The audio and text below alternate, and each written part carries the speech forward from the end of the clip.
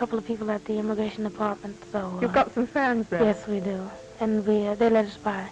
Frankie Lymon was one of the biggest stars in America before he turned 18.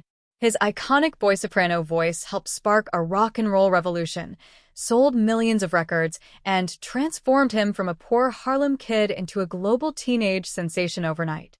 Behind the bright smile and screaming fans, a dark tragedy was unfolding. The corrupt handlers entrusted with guiding his career betrayed him, exploited his youth, and stole his fortune. When the spotlight faded, Frankie was left chasing a life he could never get back, falling into a darkness from which he would never escape.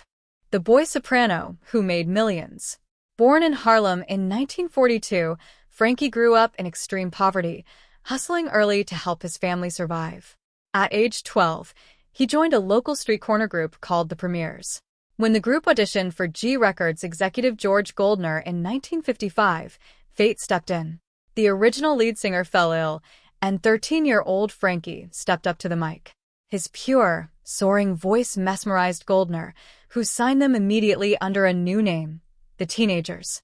In January 1956, their debut single, Why Do Fools Fall in Love, exploded into a global phenomenon, selling over 3 million copies. Frankie Lymon became America's first black teenage pop idol. Stolen millions and broken dreams.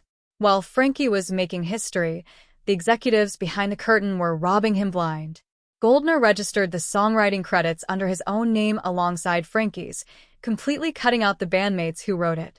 Soon after, Goldner sold his interests to Morris Levy, a mob-connected record boss who substituted his own name to intercept all royalty checks.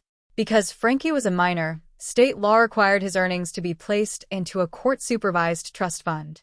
Instead, Goldner and Levy lied to Frankie's parents, pocketed millions, and never set aside a single dime for the young star. In 1957, greedy executives pushed Frankie to go solo, splitting him from the Teenagers. Stripped of the group's signature backing harmonies, his solo records flopped. By the time he turned 18, puberty had changed his voice from a high soprano to a deeper baritone. The industry that once adored him abruptly turned its back. A tragic end in the shadows.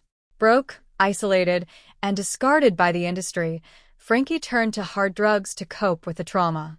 His life rapidly spiraled into arrests, erratic behavior, and failed comeback attempts. Even a brief draft into the U.S. Army couldn't pull him out of the cycle.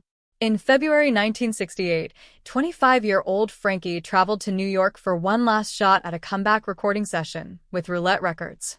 Overwhelmed by anxiety and terrified of failing, he locked himself in his grandmother's Harlem bathroom on the night before the session. On the morning of February 27, 1968, he was found dead on the floor from a fatal overdose. The music industry responded with total indifference. Not a single record executive paid for his burial or sent flowers. His former bandmates didn't show up.